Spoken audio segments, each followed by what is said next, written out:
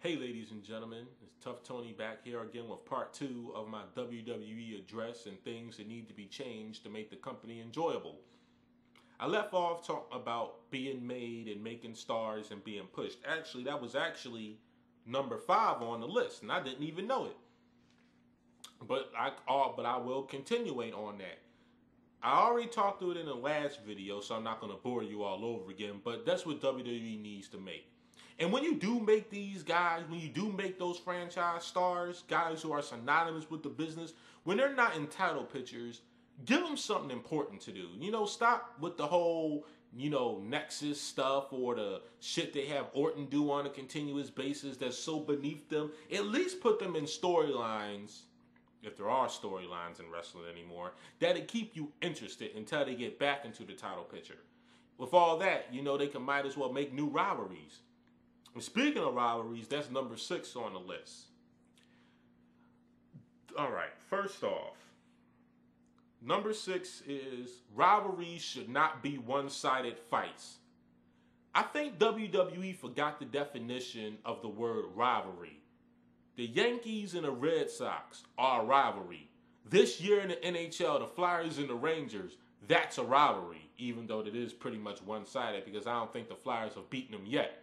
And they play 8 games against each other, and I don't think they beat them yet. The Patriots and the Giants having a new rivalry coming out there. The Eagles and the Cowboys, stuff like that. The Lakers and... oh, fuck the Lakers. I don't give a fuck. But anyway, those are rivalries. Army versus Navy, stuff like that. Those are rivalries. And I say that because WWE has the innate ability to put the same match on 3 times in a row. Like, let's for example, Orton and Christian, or Orton and Barrett, or Orton and CM Punk, or all. Most of these things involve Randy Orton. Because of course Randy Orton doesn't make anybody. He's worse than fucking Triple H when it comes to that. But if you're going to have the same 2 guys go at it 3 times in a row in 3 totally different matches, and then the commentators and everybody else talk about, man, this rivalry is getting heated up, but yet Randy Orton wins all the matches on pay-per-view. The only time Randy Orton even remotely gets pinned is if it's in a tag match or if he gets counted out or disqualified or something like that. That's not a fucking rivalry. Wade Barrett and Randy Orton is not a fucking rivalry. That's just Randy Orton beating Wade Barrett every time they have a fucking singles match. That's not a rivalry. And if you're going to have these rivalries, put them in matches with people. Let's just say Wade Barrett did manage to beat Randy Orton. Don't fucking relegate him like he's the last place soccer team in the Premier League. You should come on, he pinned a former WWE champion. He pinned a former world champion. That should do something for him. I mean, come on, but it's just like WWE write off more shit than they write in. And that's a fucking shame. But they really need to... Oh, and another thing. If you're going to have, these rivalries, you really need to make some more face versus face matches and some more heel versus heel matches. Because we know from the past that face versus face draws a lot of money. Heel versus heel draws a lot of money if you put the right 2 people in there. But because if you look at WWE's roster on WWE.com, count all the heels and count all the faces. It's like for every good guy, there's 4 bad guys. That's a horrible fucking ratio. And half of those bad guys aren't even talented. So please, WWE, you really got to do something about that. You really do. Number 7. This is a rule for pay-per-view. They need to change either the price for pay-per-views or lowering the number of pay-per-views because they're always complaining about the pay-per-view sales. So think about it. WWE used to be getting 500,000, 750,000, 800,000. WrestleMania always gets over 1 million. Always. In this country alone, it gets over 1 million. But the rest of the pay-per-views were not that far behind. They were over 600,000. Now you look at WWE's pay-per-view buy rate, they're barely getting 120,000. I can't remember the last time they broke 350,000. But see, it's quite simply, nobody wants to, and they keep on raising the prices. First of all, WWE pay-per-view product is not worth $59.99 or $49. Oh, I forget how much it is. I think it's $49.99. It's been a long time since I ordered one, plus tax, so that's like $56, $57.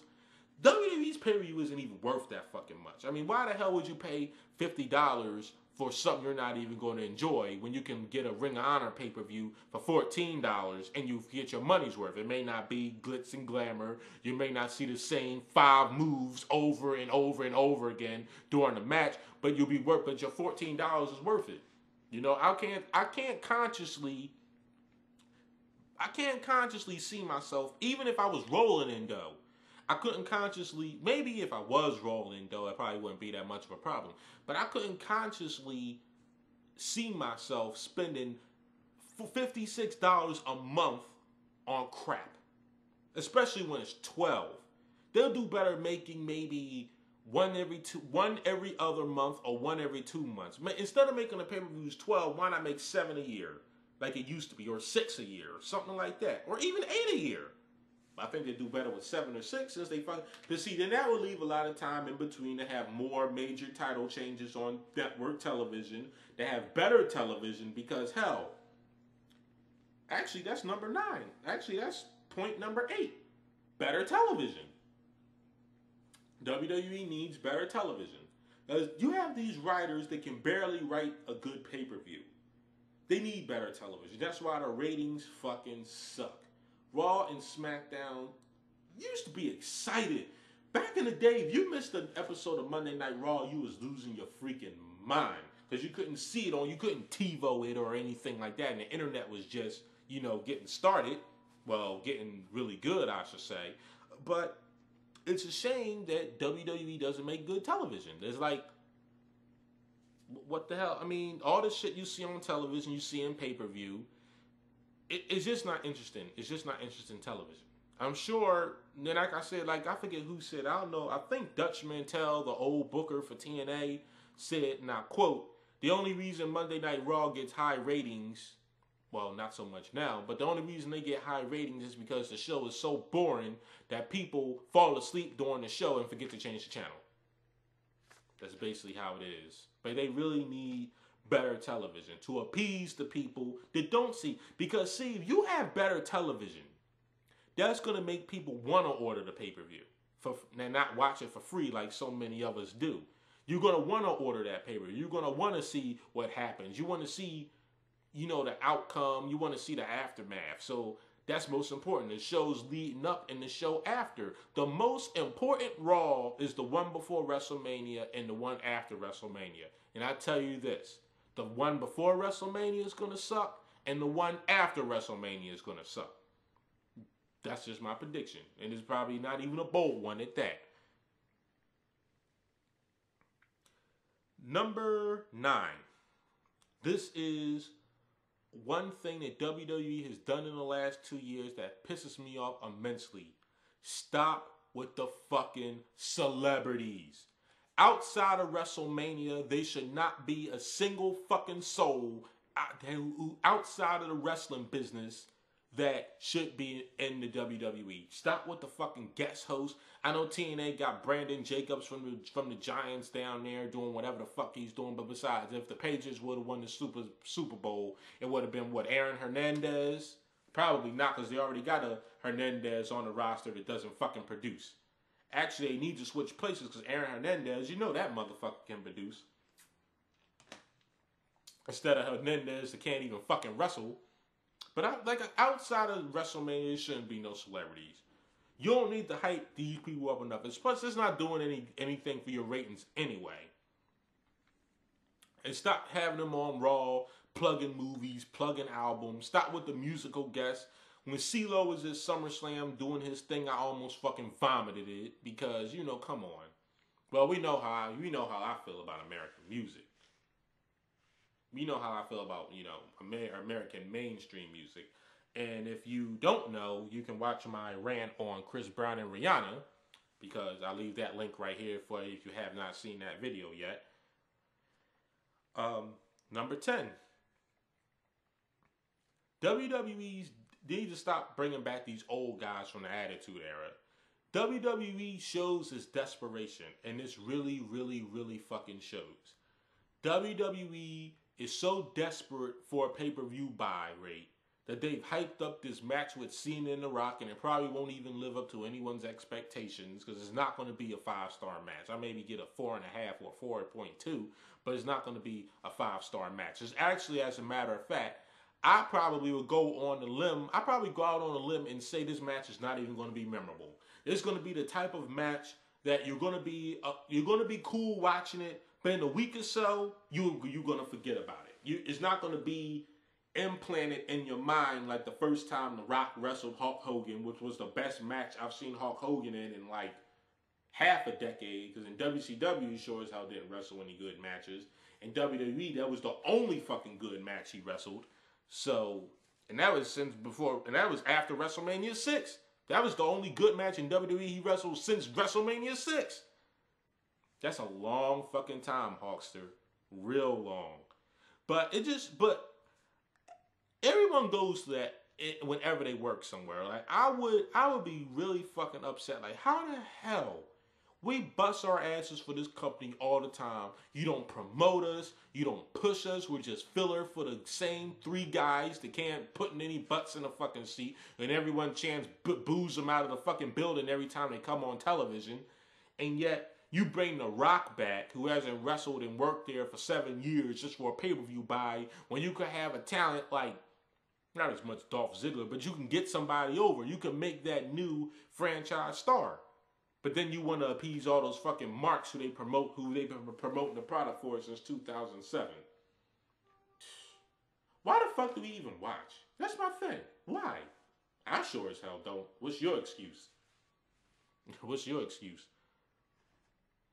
And I only watch the pay-per-view. Like I said before, if it wasn't for those independent programs like Ring of Honor and NWA and Shakara, fucking Full Impact Pro, Dragon Gate, New Japan, all that type of stuff.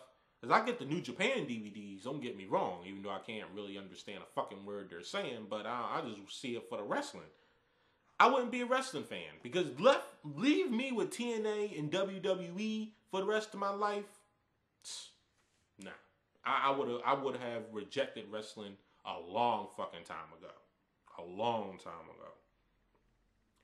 Number 11. Get rid of that fucking brand extension. Or the draft. My mistake, the draft. See, this is my thing about the WWE draft. It's a good thing, and yet it's a bad thing, because halfway down the line, someone ends up wrestling more on Raw than they do on SmackDown. If you're going to go through all this trouble to do a draft, keep people on this show you send them on. If you don't have anything for them to do on Raw, stop making them go back and forth. Then just leave them on fucking SmackDown. We all know Randy Orton's on SmackDown so he can be the top honcho there because, you know, Triple H is off on Raw. John Cena's on Raw. So, you know, Randy Orton can finally have a place where he's top dog. Because the fact of the matter is, as long as John Cena's there, Randy Orton's always going to be second best. Even though he's much more better in-ring product than John Cena.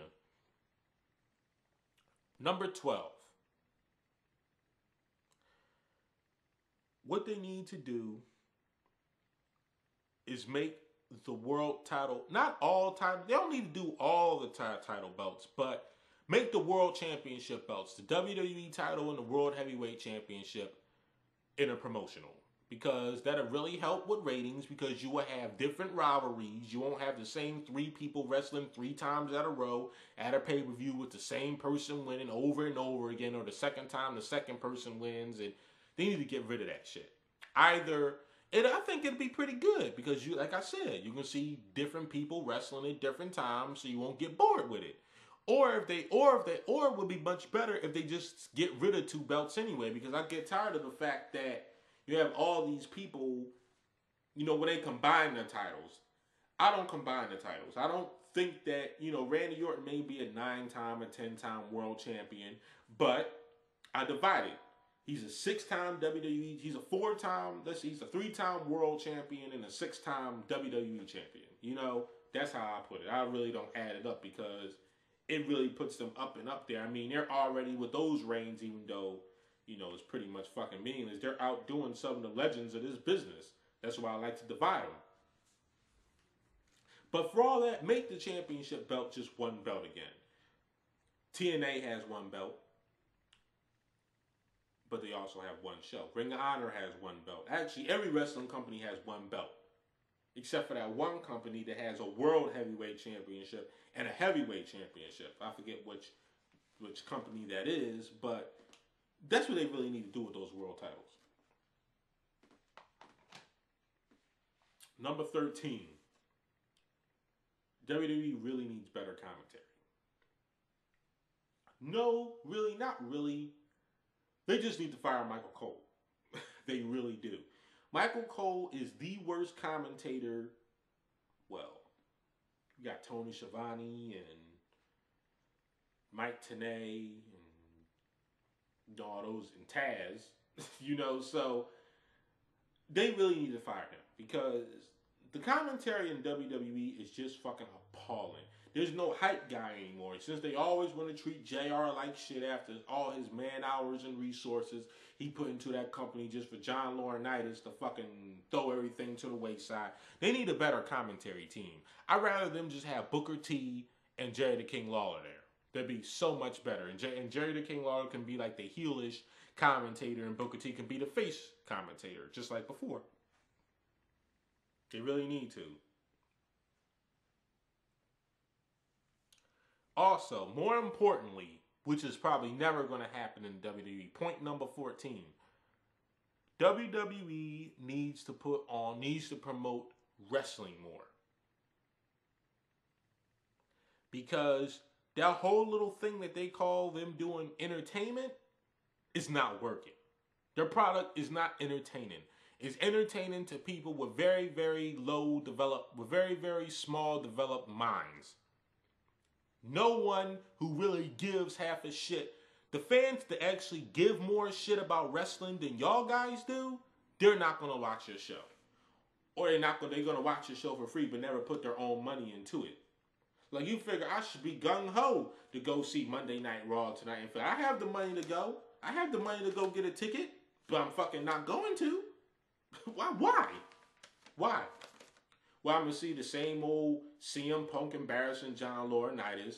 I'm going to see Triple H and Undertaker get hyped up to unforeseen proportions like they always do. I'm going to see Cena and The Rock doing rock and rap battles like before. Who wants to fucking see that shit? You know, so it's like, why the fuck do I even go? Why the fuck even go? But that's it for part number 2. I'm signing off. Peace and salutations. Have a nice